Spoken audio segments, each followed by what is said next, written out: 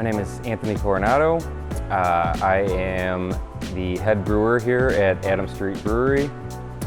I've been working here for a little over 2 years, but I've been here my entire life because I'm the third generation from my family to work here. Even though the brewery's new, this is located inside the Berghoff restaurant. Berghoff restaurant's been around for over 120 years. So a lot of tradition here. The Berghoff family hired me to help plan, build, and brew here at Adam Street Brewery. We do a little bit of everything. We didn't want to pigeonhole ourselves into any particular, we only brew IPAs or we only brew German lagers. We wanted a little bit of everything, and we do that, and I think we do that very well. There should be something on tap for any taste. I fell in love with beer, particularly good beer, when my buddy, one of my old college roommates, brought some homebrew over to my house, and I tasted it, which who knows what that beer, how I'd feel about it now, but I tasted it and went, man, you can make beer this good at home. So, like a lot of people in the industry, I got myself a home brewing kit, and I just, I went down that rabbit hole, and I haven't come out yet. I started out as a home brewer. I've homebrewed for, I gotta say, about 10 years or so. I am a current Siebel student, and beer is my passion. It's something I absolutely love. I learn so much about beer every day that I'm like, I feel like I got things figured out, and then I just, things get blown away.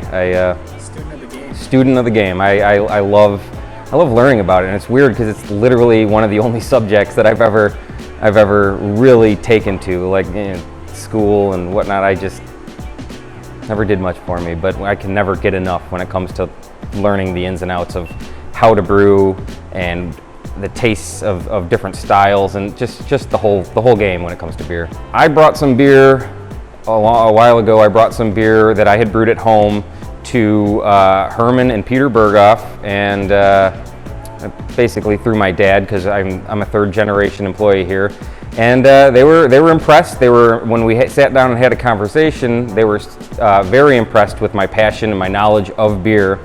So when they had decided to pull the trigger on on building a brewery here at this restaurant, they brought me on board. They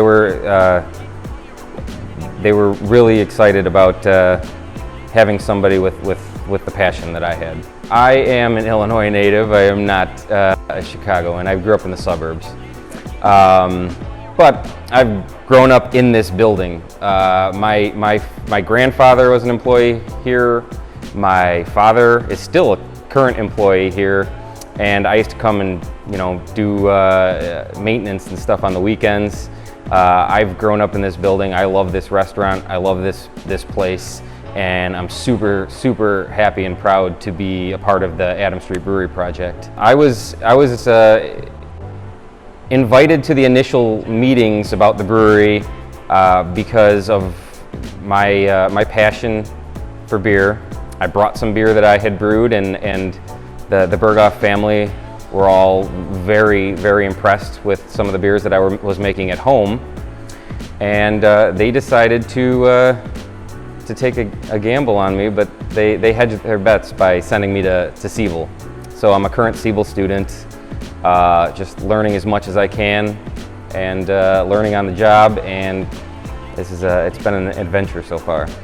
We started out with 6 flagship styles based on what we knew the clientele really gravitated towards here.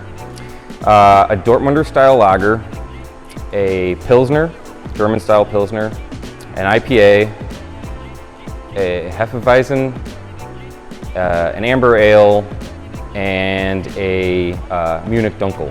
After that, after those 6 beers, it's kind of, brewer's choice. I get to I get to play around as much as I can when I have tank space. That's my favorite part. I know I love brewing all sorts of different styles. I like exploring the world of beer, and I like seeing, you know, people's reactions to the different things that we throw on tap. People came in here, and being that there's some German heritage here, they were looking for German beers. They were looking for their Dortmunder, they were looking for a Pilsner, a Dunkel, a Hefeweizen, and for the IPA to sell as well as it has, and so much so that we've basically had our house IPA and added a rotating IPA on, where we always have something new, and that sells like crazy too. It's proven to me that people are starting to kind of see the whole picture, the whole beer picture when they walk through the doors here. We named the brewery Adams Street to honor the location and tradition of this great restaurant being here for 120 years. We really felt that it was a fitting name to a new venture for the restaurant. Most of the beers that we brew here, we brew on the traditional side of things. Our German-style Pilsner is a triple decoction Pilsner. We really take the care to go through the steps to make sure that our beer is, you know, as good as it can be, and live up to the traditional old world styles, as well as the new styles. We try, you know, not that IPA is new, but try to do justice to every style that we brew. Again, we want to brew something for everyone. So anybody comes in here, and even the people that say they don't like beer, I bet you I can pick a beer on our list that you're going to enjoy. I love this industry. I love this job. I love being the brewer here. I'm very proud to be the brewer at this historic restaurant. I mean, to be a part of a project in a Chicago institution like the Berghoff restaurant is just, it's awesome. It's a dream come true. I would say a highlight of my day is the rare time that I actually get to be behind the beer and interact with the customers. I love, even as a home brewer, I've always loved serving my beer more than drinking it myself. I used to give away my home brew more than I would drink it myself. And that hasn't changed now that I'm on the professional side of things. Being able to see customers enjoy the beers that I make is everything. I take as much time to at least walk around the bar and the restaurant just to kind of see and interact with the customers. That's one of the most rewarding parts of being a brewer, in my opinion. If I had to put Adams Street Brewery in one sentence, I would say Adams Street Brewery is traditional, but not too traditional.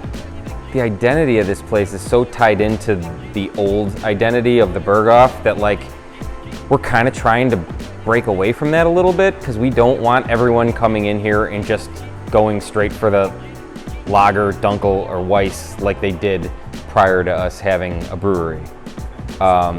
So we definitely want them to drink those beers. We like those beers. I like making those beers, but like we want people to come in here and explore. You know, a lot of the clientele has been coming here for a very long time.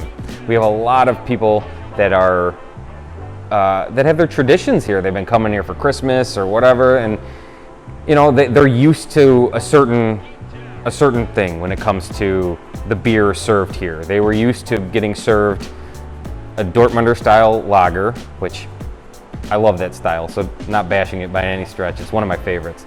But and that's it. So that's what they order. But we encourage everyone to try some of the other stuff we have on tap, because that's how you get educated on beer, like trying everything, knowing what you like and what you don't like, as opposed to just going for the one style that you know you like. All right, welcome there, beer followers and friends, to another episode of Beer Banter. I am sitting down with Anthony from Adams Street Brewery. For those who don't know me, my name is Brady Potts. I am a shy beer guy. I've got 10 plus years in the bar restaurant industry, and I'm a lover of all things craft beer. That's why I'm here today. So, Anthony, why don't you let the people know who you are, give them your full name and what you do here, and Sure. we'll get rolling. First, thanks for having me. Yeah, of course. My name is Anthony Coronato. I am the head brewer at Adams Street Brewery at the Brewer restaurant. Awesome, awesome. So, Adam, let's talk a little bit about just your background, kind of like we talked about before we started filming today. You know, we were just doing some pleasantries. Sure. Give us a little bit of background into where you come from. You know, kind of where you were born and raised, and how you got to this position in your life and in the industry. Sure. So I've been a home brewer, or was a home brewer, for about 10 years or so. Really just dove into learning about beer and everything. I got really just hooked on it, hooked on the craft, hooked on everything about it. And I have ties to this restaurant, to the Berghoff restaurant. My grandfather was an employee here. My father is a current employee here, although he's kind of phasing into retirement. And I got brought in basically because of my wealth of beer knowledge, my passion for beer, Okay. and I brought in some beer for them for Pete and Herman Berghoff to taste. They were happy with some of the beers that I brought in, that I brewed at a homebrew scale, and they decided to take a chance on me. And like I said earlier, they kind of hedged their bets a little by sending me to Siebel. So I'm a current Siebel student. Got a few classes under my belt, and still just gonna continue rolling through them one class at a time. Sure. Yep. So where was it? Where do you come from? Where were you born and raised? You said you were born I was in Illinois. born in Illinois. I was raised in Bloomingdale, which is a suburb. I lived out there almost my whole life, but been coming to this place forever. So So you have a natural affinity towards the city. The city, specifically this place. Yeah. I love Chicago. Who doesn't love Chicago? I love Chicago. Beautiful But this place in particular, though, I've been coming here since I was a little kid. I've been coming here since as long as I can remember. I knew all the waiters and wait staff and everybody by name. I knew, and this place it's in me. I've been here forever. So. Okay. I like that hat, by the way. Yeah. I told you that before. We'll get you one. We're gonna have to work out getting one. Yeah. It's a nice hat. Let's jump into kind of your journey leading up to here. How did you start? You said you started home brewing, correct? Sure. Right. Yeah. So how and when did you start, and essentially why did you think that you wanted to do this sort of thing? I started because one of my friends, a kid that I've known since high school, one of my college roommates, brought some beer over to my house that he had brewed, and I didn't even know that home brewing was a thing. Like, this was 10, 12 years ago. I don't know. I didn't even know it was a thing. I didn't know people made beer at home, and he brought some beer over, and I tasted it, and I was blown away. Mm-hmm. I don't know if that beer was any good to today's standards. I have no idea. It could have been terrible, but the fact that he made beer at home, it lit something up inside me. I've always liked making things. Like, I've always been into cooking. I've always been into just kind of crafting things, creation, that sort of thing. So I like drinking, so who doesn't like drinking? But so then, I found a way to combine both. Like, I found a way to keep my creativity going, and combine it with your hobby of alcoholism? Of alcohol consumption. So yeah, that's basically the gist of it. He brought over some beer, and I went down that rabbit hole, and I'm still down in that rabbit hole right now. You learn something new all the time when it comes to beer and brewing beer, and that's what I live for. Sure. So. Okay, so what? out of curiosity, what was your initial thought coming into a place like this? You said you grew up coming here, so obviously there was a level of excitement that you had. You have no idea. Coming into here to be able to show your talents, your creative beer making talents, brewing talents, and what was that like? It's odd that somebody in this industry gets without putting the money together and starting your own brewery, that somebody gets the chance to be a head brewer somewhere without having a whole lot of prior experience outside of home brewing. But I feel like I'd done my homework. I feel like I did everything, and I was so excited. But there was a good part of me that was like, can I pull this off? Like, I really hope that I know that I'm good at making beer at home, but can I do this on a professional scale? And beer's selling pretty quick right now, so I think that question's been answered. Awesome. So. There's no greater feeling, I'm sure, from your standpoint, than to have something like that happen. And obviously, something we talked about was you're a student of the game, and there's always work to be done and always something to be learned, but it's still, I'm sure, very refreshing to know that at least your beer is moving quickly. So. Yeah, it's my opinion, the best part of the job is actually serving the beer and being present, watching people drink your beer, enjoying it, having a good time. I mean, that's what it's about, You can talk all day about everything that you're tasting and this and that, but beer is supposed to be about a good time.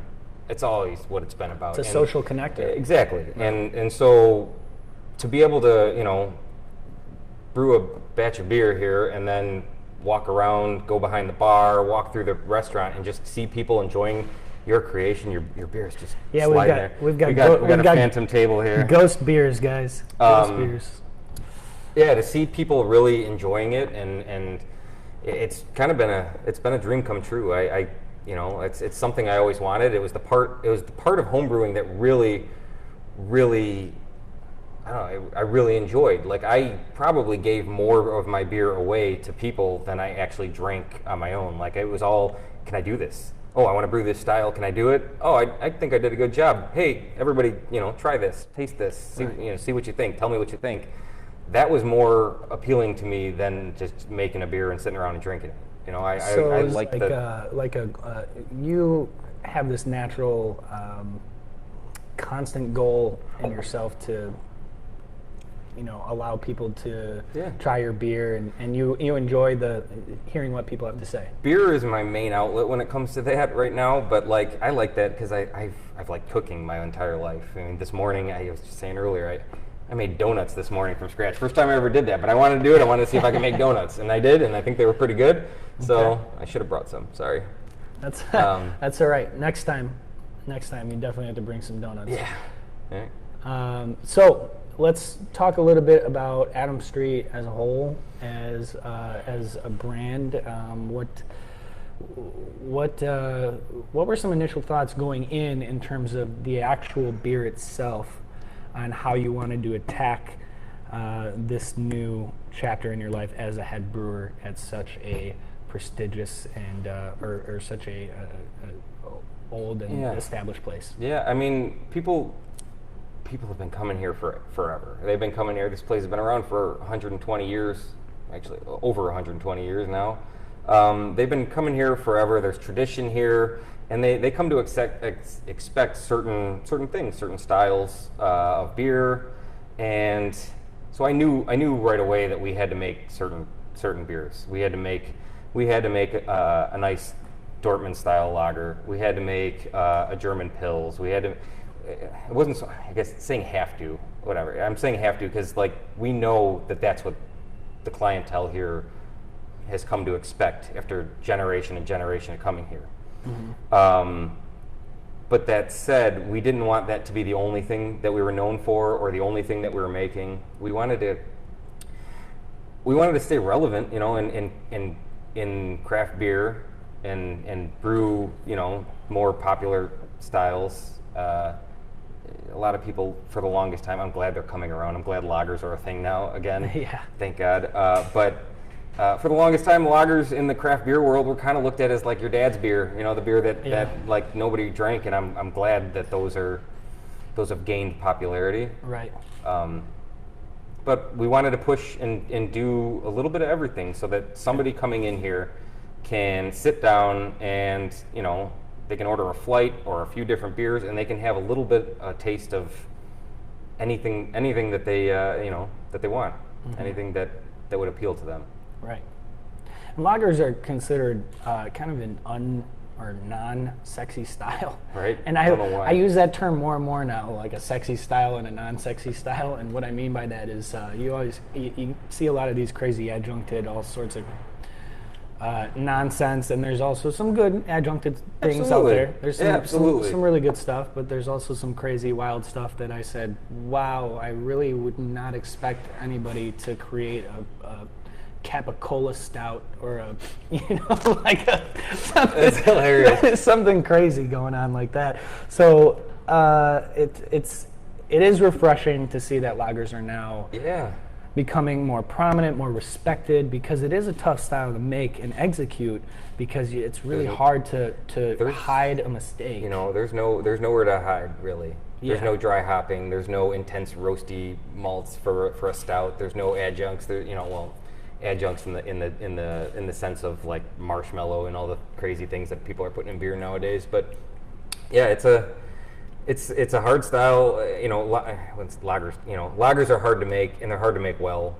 And I think we're moving in the right direction right now. I think people come in, they get a nice refreshing pills, our triple decoction pills. So we're doing some old world techniques as far as making that. You want to elaborate? Yeah. So that's a process where you take your mash through multiple step temperature rests.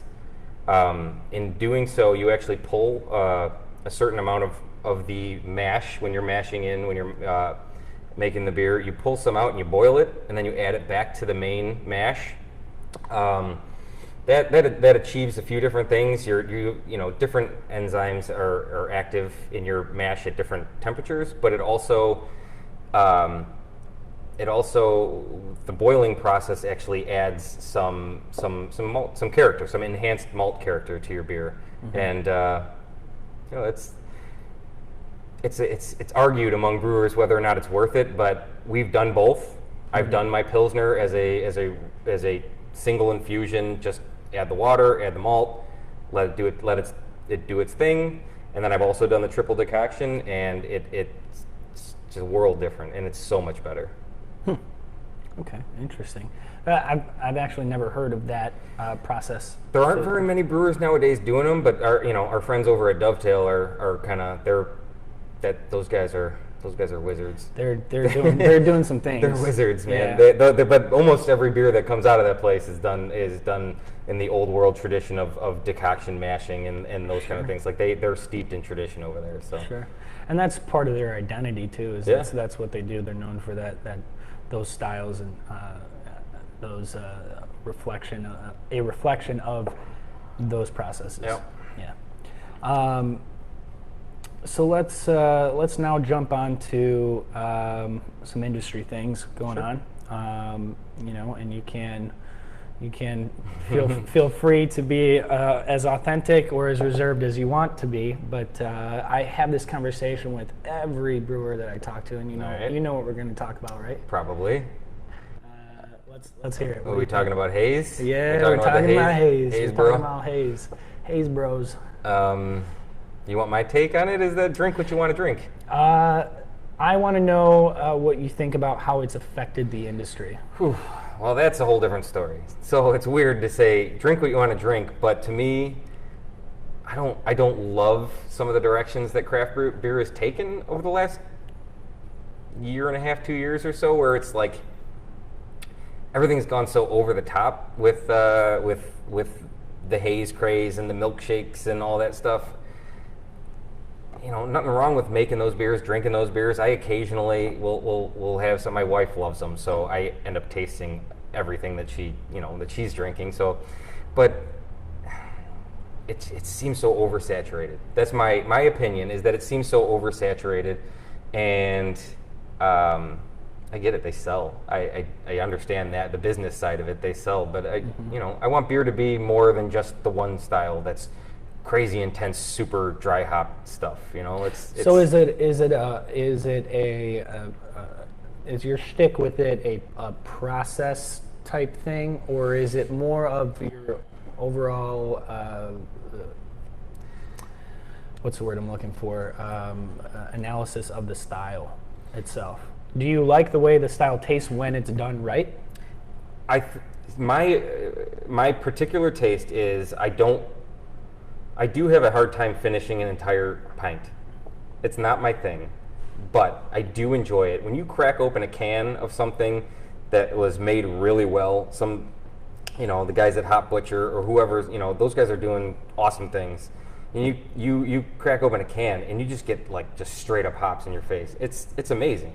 And then you take a little bit, you taste it, and the first few sips are always good. But to me, I kind of lose it about halfway into a pint of beer. Like it's not. That's why it's not for me. But I don't care. Drink what you want to drink. It's just not my thing. Okay. And that said, there are breweries that are absolutely knocking that style out of the park. Mm-hmm. But because it's so popular, everybody's doing them, and there is some process issues with some breweries. I'm not naming, obviously. I don't actually drink the style enough to know what breweries are making the best and which ones are making the worst. But I've had some that are just like, maybe they're old, I don't know. But I've had some that were just like, like chalky and like, I don't know. Yeah.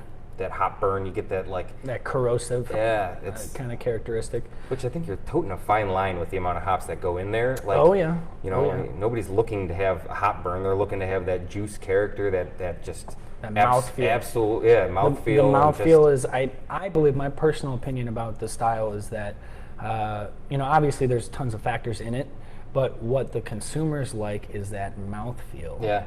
If you get something that's too overwhelmingly hopped or corrosive, or when you get that hop burn, like you said, that's when it makes it an unenjoyable experience for most, or I can see for that. at least half the people that try it that are familiar with the style. But I think what the style was intended to be is not what it is now. There's kind of there's almost like some subcategories in the hazy style, where you've got some real juicy ones and a lot more hop forward, really, just kind of tough to get through type stuff, man. But that's that's. Plus, I like, if I'm drinking an IPA or something hoppy in general, I like a fair amount of bitterness. And a lot of those styles or a lot of those beers, they try to skip the bitterness. They want the juice, and you can't get the same juice character with the high, like, West Coast bitterness. It's not going to come off the same. Sure. And I like a West Coast IPA. That's if I'm going to drink a hop forward beer, that's one of the styles I'm going for. So, okay. Which I just brewed one. So come back in a couple of weeks. We'll have a West Coast style IPA on tap. All right. I like the tradition. Right. Yeah. It's funny to think that is traditional now. It's considered traditional. I know. It's almost like yesterday West Coast IPA was the hottest thing. Yep. Yeah, it's crazy how it changes. The industry is always so volatile. It's Yeah. so volatile. Yeah. Like it's so evolving and ever changing. And I think, and I say this to a lot of people in the industry, is that my contention is that if you want to continue to play in the industry and play and win and not be in the red, then you unfortunately have to evolve, no matter what your moral compass is like as a brewer, no matter where you stand on processes and styles. It's a business first, and it is a business. That's the unfortunate thing, but the fortunate thing is also that you have the ability to experiment for the future. You know, and who knows, you might discover the next best thing. Right. Yeah, I'm with you on that. I'm with you. Yeah. Yeah, I mean. And don't get me wrong, the tried and true styles are are and will always be, you know, what people appreciate about beer, like a good lager. Like I love one of my favorite styles right now, and I've been on a huge Helles lager style kick. And Helles, great style. It's great. They're fucking fantastic. Yeah, it's a fun style. I don't know. There's nothing to hide behind with that style though. You better have your process down. You better have your process down if you're making a nice Helles. Yeah. And we just had, is that correct? We just had earlier your. Was that a Helles style? So we did something a little different.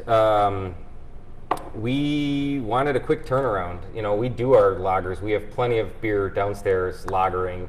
A lot of tanks tied up for our dunkel, for our flagship lager, for our pilsner, and we wanted something that we can turn around a little quicker that still kind of had the same character as a Helles. So I brewed a Helles ale. It's not really a style, but it's the base recipe, malt and hops and water profile of a Helles, of a Munich Helles, but I fermented it with an ale yeast, a really clean fermenting ale yeast at a low temperature, the lowest temperature that yeast can handle, which would suppress the fruity characters that yeast gives off. Sure. It came pretty darn close. If not, like I feel like a lot of people, if you put that beer next to a Helles lager, they probably wouldn't know the difference. Like it came out pretty clean, refreshing. It has a nice little bit of a malt sweetness. So what's the differentiation of, or how does that differentiate from a traditional version of that style? Traditional is a lager. So the main difference between the beer that I brewed and a traditional Helles is that a Helles lager is fermented with lager yeast. Lager yeast favors cold conditions. It takes a little longer, and then you have to lager it. Lager means to hold, to store. Sure. At which point the yeast will slowly drop out of solution, and you'll have a nice bright beer. That Helles is always described as like a showcase for Pilsner malt, which it is, but usually there's like Vienna or a little bit of Munich, a touch in there as well to kind of round it out, so it's not just. So that style is, I don't know. I guess it is. It's a showcase for malt in general, is what I would say. Okay.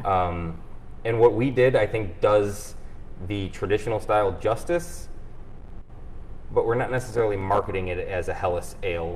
That's just what I did. It's a golden ale, but it's German inspired or Helles inspired. Okay, interesting, like a crossover style, essentially. Mm-hmm.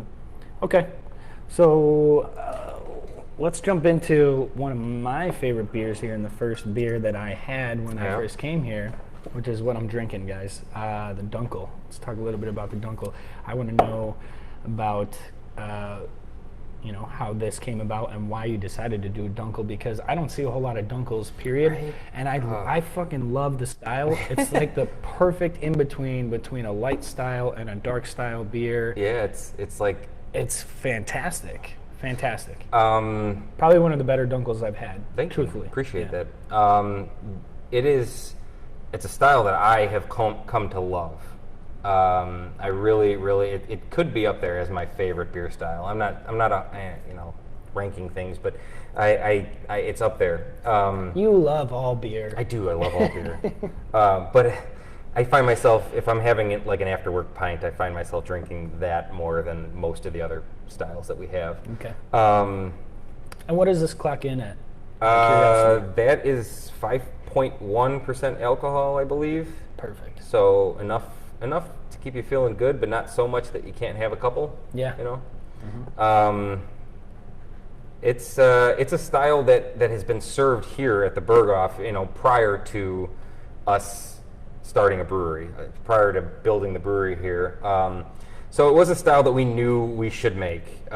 People come here, again, they come here and they want certain styles, and a lot of them are, because this restaurant has some German heritage, they're German style beers, and a Munich Dunkel is a classic German style beer, and I wish more breweries would brew them. But Me too.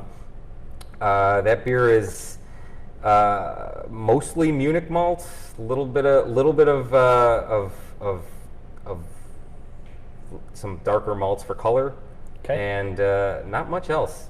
It's all in the process, fermented cold, and just enough hops to kind of round it out and give it a little balance without being bitter or sweet, just kind of right in the middle. Yeah. So. Yeah, absolutely. Again, like I said, probably my favorite beer from you guys thus far. And I haven't had a whole lot, but this was the first beer that I tried. And I remember coming in here and talking to Devin.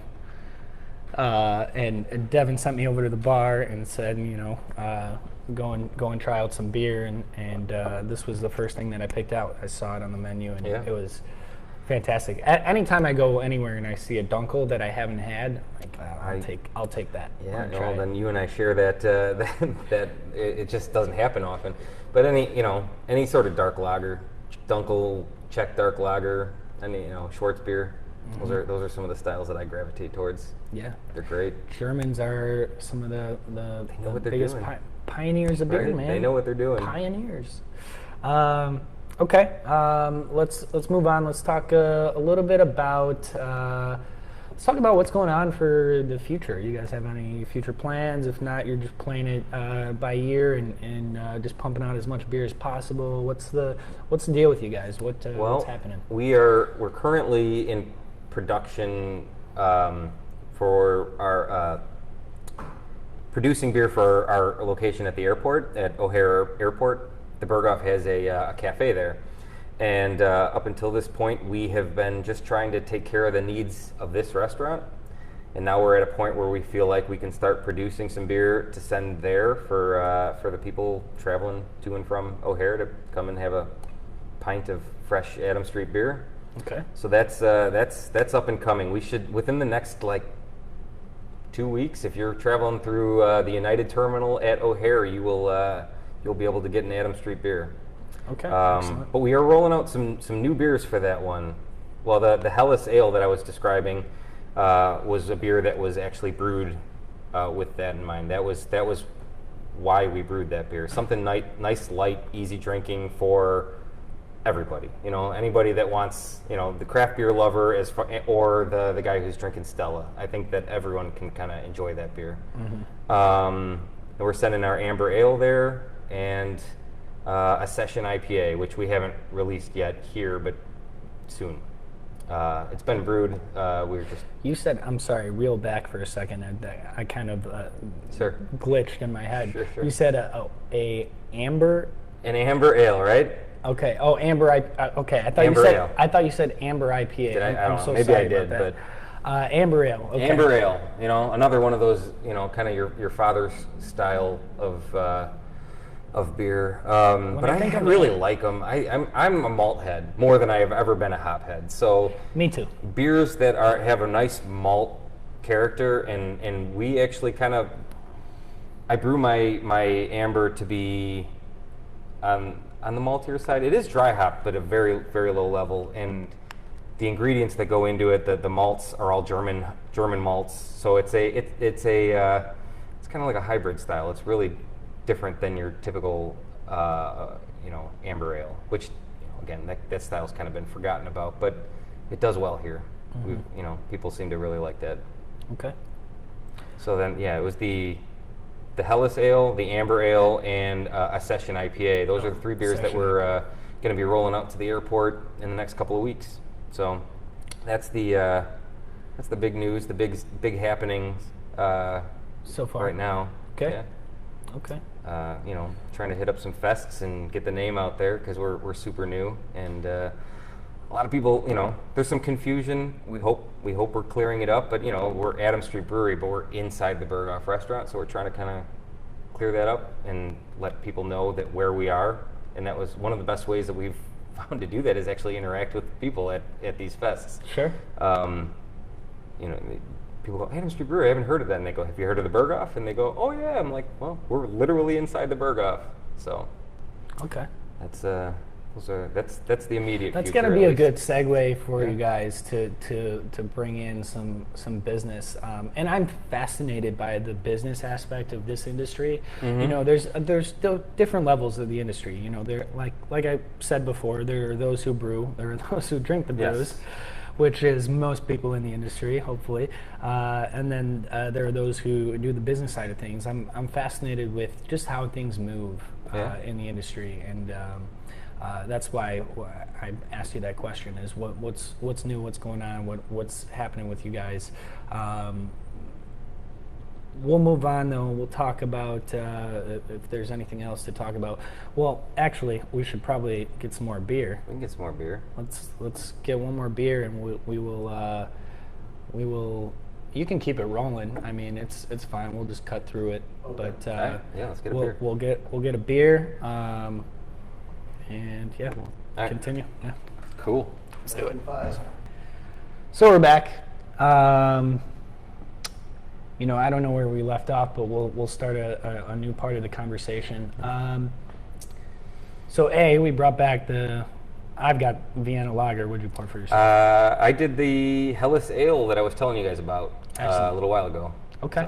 So. Let's talk about the Vienna Lager. Sure. Because again, we were talking about being malt heads. I love malty beers. Man. Yeah. I love malty Malt beers. forward beers. I've had nothing but malty beers since I got here. So, why don't you tell us a little bit about this guy? So that one again is a pretty traditional Vienna Lager. It's 90-something%, high 90% Vienna malt.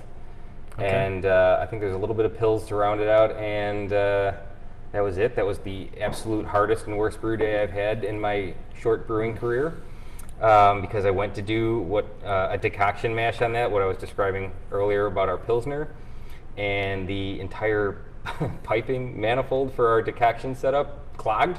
Oh. And in trying to fix the problem, I did something that most brewers have done at least once in their life, and took the wrong side of a valve clamp off. The clamps that we used, I took the wrong side off. So instead of taking the side off that had the piping going to it, I took the entire valve off, and I just lost a whole bunch of mash of water and Vienna malt, and yeah, that was a challenging day. Ka-ching, ka-ching, ka-ching. That was a challenging day, but once I got the problem fixed, I had to add a whole bunch more grain back into the mash tun, and I wouldn't say start over, but I started I started again, and I fixed the problem, I guess, and the beer came out really well. I think for being the most frustrating day I've had on the job here, that beer, it came out really, really well. And I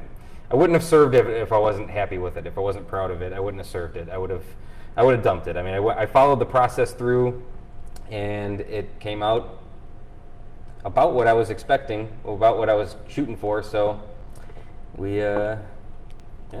I'd say that this rivals another brewery that makes a Vienna style lager, and I won't mention them either, because I don't want them to hate me. But it's great. There's no competition in beer, Yeah, except for beer competitions.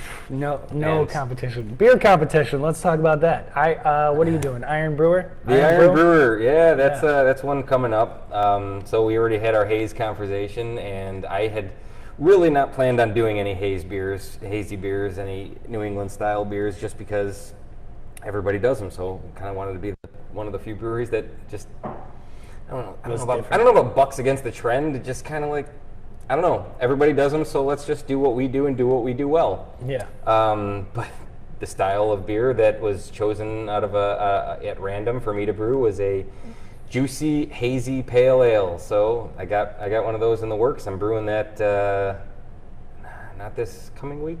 So I don't know what today is, but I'm brewing it in about a week. Okay. And it'll be ready, and the first tasting will be at the Oak Park Micro Brew Review in I think August 17th is the date. on that one.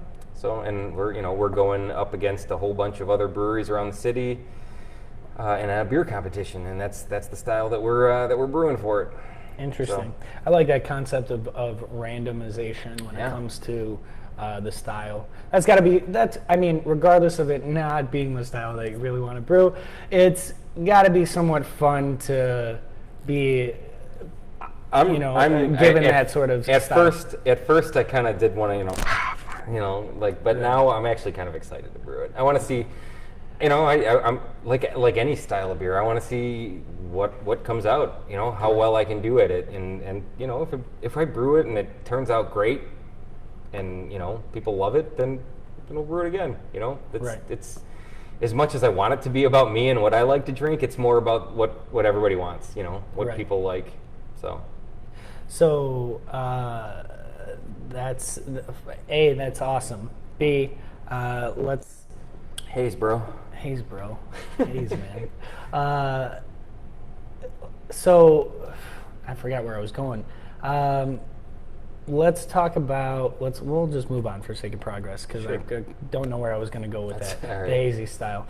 So this is your first iteration of hazy. I've done them small batch stuff. I've done them as a home brewer. Yeah. Okay. Prior to the style really, really becoming what it's become, and really gaining the popularity that it became, like I was intrigued by the interest in it. This was early on. At this time, the only hazy beers or New England style IPAs at this point that I had ever tried were like Heady Topper, like the OGs, and I was like, man, the hops coming off of that are amazing. I want to see if I could do something like that. So I kind of looked up into the style, and I brewed 2, I think, as a home brewer, and they came out really well. I didn't have the knowledge of the style. I don't think not many people did at that time. Sure. This was going back 6-7 years now. Right. So the style was in its infancy, I guess, as far as the craft beer world, and I know what goes into it a little bit more now. So I'm hoping I can pull it off. I don't think that there was the knowledge of the concept of biotransformation when it came to that. That was like a rumor back then. It was like is that real? Is that real? Throwing hops in during fermentation for biotransfer. That was like, at least in the home brewing community, it was like, I don't know. Let's try it. Is it real? I don't know if it's actually going to do anything. And yeah, no, it absolutely does. Yeah, it absolutely makes does. A huge difference. Yeah. From what I've gathered from a lot of other brewers out there in the industry, is when they originally started making that style, they used to put all sorts of shit like oats and whatever to get this hazy characteristic, and it's actually more chemistry based than people were led to believe. There was a misunderstanding for a long time, as far as I know, that there was a misunderstanding that it was all yeast haze too, like. Yeah. Much in the way that like a Hefeweizen has like a lot of yeast still in suspension, like it's. But I don't think the really well made examples of that style have a lot of yeast still in suspension. You do get your haze from proteins interacting with the hops and biotransformation and all that. Like again, I'm not an expert on that style, but I whatever. I'm excited to brew one. I can't believe I'm on record saying that. I'm excited to brew one. I got it, guys. I got it. He said it. That being said, we were talking about calling that beer Kicking and Screaming, because the only way you'd get me to brew one was kicking and screaming, but I don't know. We'll see. You know what? That reminds me of the movie. The Will Ferrell. The Will Ferrell movie, yeah. The soccer, where he's a soccer coach. Where he's a soccer coach and a dad. Oh, man. And Mike Ditka's in that movie. Yeah. That's funny. All right. I'm sorry. That's funny. All right, let's move on. We'll normally I round this out with what you guys have planned for the future, but we already talked about that. So we'll just talk about, I want to get people more interested in you as a brewer, because that's what, me as a consumer, I really enjoy the human side of things as well. So we'll talk about some other industry things. What is it that you think will allow a lot of brands in the industry to have longevity in terms of staying relevant and making money and being, although it's not just about making money, it's just about being relevant. But at the end of the day, it really is, a good portion of it is about making money. I mean, it has to be. Yeah, of course. I think kind of gone are the days almost of like a regional brewery popping up. There's plenty of them. There's a few of them in Chicago, in the Chicago area. But I think the smaller local brewery is going to thrive from this point forward. And if you have food, that might help quite a bit. I know the food truck thing has been awesome for breweries, having food trucks come up and do their thing. But the trend towards local, I think that's really what it is. That's what it's all about. Local appreciation, hyper local. Yeah, and the giant brands. It's almost, and I've seen this, and fortunately, the big brands in the Chicago area are awesome. They make some good beers. Mm-hmm. Revolution and Half Acre, and mm-hmm. the big brands. They're awesome. Sure. But I think a lot of areas, like, there are people that kind of look at those as almost like the big boy now, whereas when I got into craft beer, it was all like, we're bucking against the trend. It's the, us against them, and them being AB InBev, right, or those brands. Sure. And I almost see that happening with certain craft brands, where it's like those, people want hyper local. They want their neighborhood brewery, and if they have food, then all the better, because it's a one-stop shop at that point. Yeah. So essentially, and some things that I say is brick and mortar is huge. Yeah. For a lot of brewers, independent brewers, it's hard to play in the retail space and package space. Yeah, if you don't have a tap room, if you don't have somewhere to sell your beer directly to your customer, it's going to be hard for you. Right. Really is. Coming straight from the source, something about it's almost like farm to table style, where if somebody goes directly to the source, which is about as close as you can get to farm to table food mm-hmm. products, is there's some sort of natural appreciation towards something like that. Yeah. So going straight to the source, having your own brick and mortar spot, not only will you thrive just because of that, but you'll thrive because the money is right. And from a consumer side of things, like, I still go to a brewery, and like, even though I work in one every day, I go to a brewery and I still look at all this shiny stainless and kind of go like, wow, like, there's something to be said for that, to be able to go to the place where it's manufactured and drink it there. Like, there's a feeling that comes along with it. At least I feel it. Like, I was at a couple breweries yesterday out in the suburbs, and I still go there and I go, man, this is awesome. Being able to drink here where it's made is just like, it's got this like this vibe to it, Yeah. This cool vibe to it. Yeah. So. I agree. Another thing with brand longevity is, I think, and I get so much pushback. I don't know why. I get so much pushback by a lot of brewers and business owners that marketing plays a huge factor in beer sales. Yeah, it does. Now, granted, don't get me wrong. It's definitely about the liquid, okay? But it's not just about the liquid anymore in this technological age. If you're not marketing who you are and what you're putting out, then it's hard to... If social media and marketing and all that plays such a giant role in every other business, well, why would beer be any different? Like, it's the age that we live in, right? And marketing is a big portion of it. Sure. So I agree with especially in an oversaturated market. I Yeah.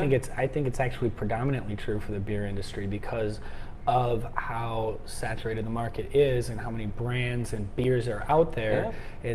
You're constantly fighting for shelf space, but mostly for exposure on what it is you're putting out. And the best way to reach people is via social media or via marketing avenues. And I think that is probably one of the most dominating factors in beer sales. Sure. You know, I can see that. so it's not just about the liquid anymore, which is a shame. But There's it's so many breweries out there. Like, you got to get your name out, and that's the best way to get, one of the best ways at least, to get your name out there is, you know, online. The tools, the marketing, everything online. Like, that's the only way you're really gonna get, you know, the picture of your logo or your beer or whatever in front of somebody. Sure. And not only that, but you can do it consistently, then you're definitely going to be successful. But it's free. It's free to do as long as you have a smartphone. Yep. You know, it's not like It makes sense, right? it's not like 30 years ago where you needed you know, minimum advertising budget. Right. Exactly. Thousands and thousands. Yeah. Thousands of dollars to get on commercials and, you know, billboards and all sorts of stuff. Now it's absolutely free. And I implore all the time. And the cool thing brewers to about get it out there. is that you can have fun with it. You can have a lot of fun with it. Oh, you can have tons of fun, yeah. It's not the same as a marketing campaign or an old school advertising campaign. Like, you can be as silly or serious as you want, but you can have fun with it to bring people in. It gives you a personality. Sure, exactly. It's about authenticity as well. I mean, what are we doing here? We're sitting here having a beer, having a conversation, having a good time, and guess what? We're you know, here to show our conversation to the people out there and give a little bit of insight into what you guys are doing. And there's no greater way to do that than us doing this right here. So I think that's a great way to end it. Sure. What do you think? Yeah, Yeah. let's do it. Anthony, I appreciate it. It's been a pleasure. You're the man. Thank you guys for joining. I really appreciate it. Hopefully you guys enjoyed this episode. This is episode 11 of Beer Banter. Adams Street Brewery in the Berghoff, downtown Chicago in the Loop. Why don't you give them the address here so they know? 17 West Adams Street. 17 West Adams Street. Chicago. Definitely come and check them out, guys. Great traditional styles in combination with them playing with some modern styles as well. This is exactly what I personally would look for in a brewery. Very well rounded. Lots of things going on in terms of the style and selection of beer. So again, thank you. I appreciate it. Thank you for having us. You guys are awesome. # Drink Chicago Beer. I appreciate you guys. Peace. Take it easy. Cheers, my friend. Cheers.